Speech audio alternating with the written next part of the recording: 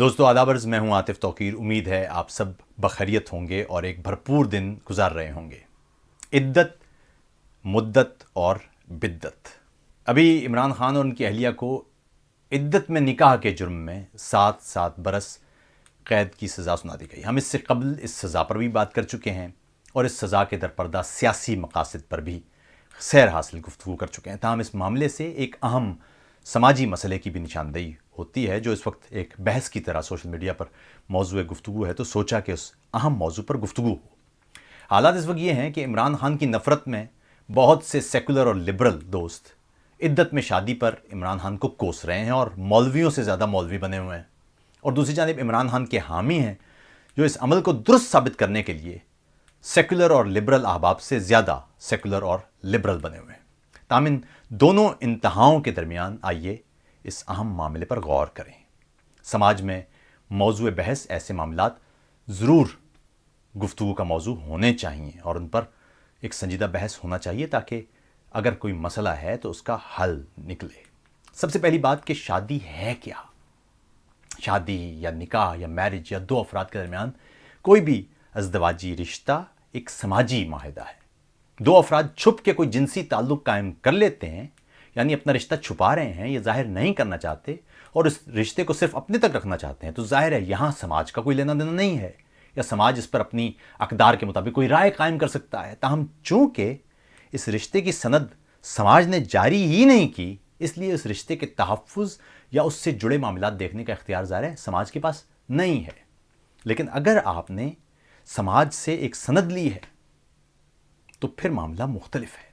یہاں ایک بات بالکل واضح ہو، اگر کوئی شخص نکاح یا شادی کرتا ہے تو پھر اسے چھپا نہیں سکتا، کیونکہ ایک معاہدہ ہے ہی سماجی، تو اسے چھپانے کی منطق ہی کوئی نہیں ہے۔ دوسرے لفظ میں اگر کوئی شخص شادی چھپاتا ہے تو اصولی طور پر اس نے شادی کی ہی نہیں ہے۔ اگلی بات اس سے بھی زیادہ بھیانک ہے، وہ یہ ہے کہ اگر کوئی خاتون شادی کا ایک معاہدہ توڑ کر کسی اور شخص سے شادی کرنا چاہے تو کیا ہوگا؟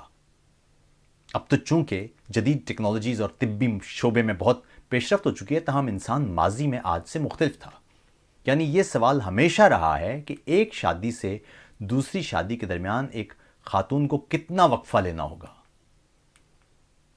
اور وجہ یہ ہے کہ یہ طے ہو جائے کہ اگر کوئی بچہ پیدا ہو تو اس کا باپ کون ہے، تاکہ ذمہ داری کا تعین ہو سکے۔ ماضی میں یہ بہت ضروری ہوا کرتا تھا۔ یہ بھی یاد رکھیے، تولید اور سیکس صرف 50-60 برس ہوئے الگ الگ ہوئے ہیں۔ اس سے قبل سیکس فار پلیجر کا کانسیپٹ اور کیجول سیکس کا تصور اس طرح نہیں تھا جیسا آج کی دنیا میں ہے۔ اس پر کسی روز بعد میں تفصیل سے بات کریں گے۔ تاہم شادی کا ادارہ ہر معاشرے میں موجود ہے اور اس کی تاریخ زرعی انقلاب سے یعنی ایگریکلچر ریولوشن سے جڑی ہوئی ہے، کیونکہ غالباً تبھی سے ایک باقاعدہ اور منظم فیملی کا تصور پیدا ہوا ہے۔ اس معاملے میں مختلف سماجوں میں مختلف قوانین رائج ہیں۔ ماضی میں عربوں میں اس معاملے پر کئی طرح کے ابہام رہے ہیں۔ اسلام نے کوئی باقاعدہ اور دو ٹوک راستہ اختیار کرنے کی بجائے یہاں بھی خاصا کھلا راستہ چھوڑا ہے، اور یہی وجہ ہے کہ ہمارے ہاں مختلف فقہوں اور مسالک میں مختلف طرز کی تعبیرات اور تشریحات موجود ہیں۔ اسلام میں عدت کا تصور ہے، یعنی کوئی خاتون طلاق یا خاوند کی وفات کے بعد کچھ وقت اسے صرف اور صرف ازدواجی تعلق سے دور رہنا ہوتا ہے، اور وجہ میں بتا چکا ہوں۔ یہاں اس وقت ہمارے ہاں بحث ہے کہ اگر کوئی خاتون خود ہی کہہ رہی ہے کہ وہ 3 حیض سے گزر چکی ہے تو مسئلہ کیا ہے؟ میری رائے میں مسئلہ یہاں ابہام کا ہے، یعنی اگر کوئی خاتون اس طرح جھوٹ بول دے تو پھر کیا ہوگا؟ اگر یہاں اگلا نقطہ پھر یہ نکلتا ہے کہ یہ خاتون کی سراسر ذاتی مرضی ہے، مگر یہاں مسئلہ پھر یہ ہوتا ہے کہ اگر مرضی ہے تو صاحب معاہدہ سماجی ہے، معاہدہ مرضی کا نہیں ہے، معاہدہ ذاتی نہیں ہے۔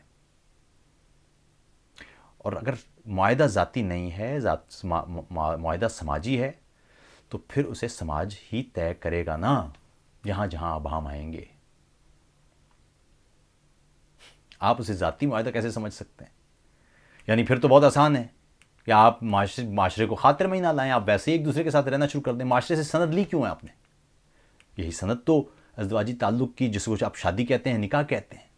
یہاں یہ بات بھی واضح ہو کہ اس کے درپردہ معاملہ یا اصول یہی ہے کہ کہیں کوئی خاتون حاملہ نہ ہو۔ یہی وجہ ہے کہ مرد کو کسی بھی معاشرے میں ایسے کسی پیریڈ سے نہیں گزرنا پڑتا. یعنی ایک بایولوجیکل قسم کی پابندی ہے جو خواتین پر ہے. اب وہ کیوں ہے، فطرت نے کیوں رکھا، وہ ایک الگ بحث ہے. لیکن سوال یہ ہے کہ اگر اس اصول کی بنیاد ہی یہ ہے کہ کوئی خاتون حمل سے نہ ہو، تو پھر سب سے اہم معاملہ یہ ہوگا کہ اگر ایسا کوئی معاملہ ممکن ہی نہیں ہے، فار ایگزامپل کسی خاتون کے معاملے میں، تو پھر کیا ہوگا؟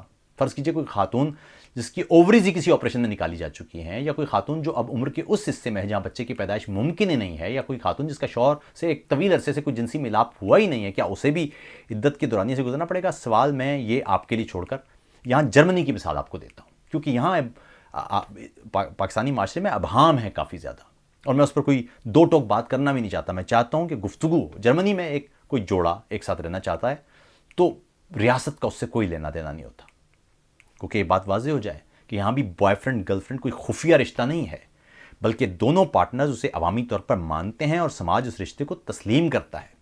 تاہم یہی بوائے فرینڈ گرل فرینڈ یا کوئی بھی دوسرا جوڑا اگر باقاعدہ شادی کے بندھن میں بننا چاہے تو اسے سماج کے پاس جانا پڑتا ہے.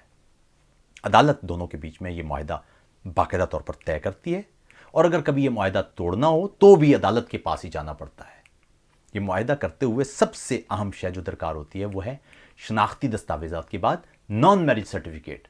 یعنی یہ دونوں افراد یا ان میں سے کوئی ایک اس سے قبل کسی اور کے ساتھ ایسے ہی کسی معاہدے کا حصہ تو نہیں ہے، کیونکہ اگر ان میں سے کوئی ایک بھی پہلے ہی ایسے کسی معاہدے کا حصہ ہو تو پھر یہاں پر وہ یہ دوسرا معاہدہ کر ہی نہیں سکتا. اس کا ایک عام معاملہ یہ بھی دیکھ لیجئے کہ یہاں متعدد مسلم افراد جو دوسری یا تیسری شادی کرتے ہیں، ان کی شادی جرمنی میں کہیں بھی رجسٹرڈ نہیں ہو سکتی. یعنی اگر اصول یہ ہے کہ شادی بغیر رجسٹرڈ کے ممکن نہیں، تو اصولی طور پر ایسے افراد کی دوسری یا تیسری شادی ہوئی نہیں ہوتی. یا دوسری صورت میں آپ یہ سمجھ لیں کہ وہ بالکل اسی طرح رہ رہے ہوتے ہیں جیسے یہاں کوئی غیر شادی شدہ جوڑا رہتا ہے بغیر رجسٹرڈ ہوئے. اسی طرح اگر کوئی شادی توڑنا مقصود ہو تو آپ کو عدالت میں جانا پڑتا ہے. عدالت ان دونوں افراد کو حکم دیتی ہے کہ وہ 1 سال کے بعد واپس آئیں. اس 1 سال تک اگر وہ دوبارہ ایک دوسرے کے ساتھ رہنا شروع کرتے ہیں تو علیحدگی کی کہانی ویسے ہی ختم ہو جاتی ہے. اور 1 برس کے بعد اگر وہ الگ الگ رہنے کے بعد بھی عدالت میں آ کر اصرار کرتے ہیں کہ وہ علیحدہ ہونا چاہتے ہیں تو عدالت شادی کے معاہدے میں درج مالی اور مادی معاملات طے کرنے کے بعد باقاعدہ طور پر اس معاہدے کے خاتمے کا فیصلہ کر دیتی ہے. اس میں کسی طرح کے ابہام کی کوئی گنجائش رہتی ہی نہیں، اور یہی مقصد بھی ہے. یہاں اس ویلاگ کا مقصد بھی کوئی فتویٰ صادر کرنا نہیں ہے، بلکہ اس معاملے پر ایک سنجیدہ سماجی بحث کے آغاز کی کوشش ہے، تاکہ اس پورے عمل میں موجود سقم وہ ختم ہوں اور یا کم سے کم ان پر بحث ہو، تاکہ معاملے میں اس معاشرے میں کوئی بہتری آ سکے، جو ابہام ہیں وہ ختم ہو سکیں، تاکہ کل ہم دوبارہ ایسے ہی کسی صورتحال یا موضوع سے یا حالات سے نہ گزر رہے ہوں. یہاں اپنی رائے اس ویلاگ کے نیچے کمنٹ میں آپ دے سکتے ہیں. اپنا خیال رکھیے گا.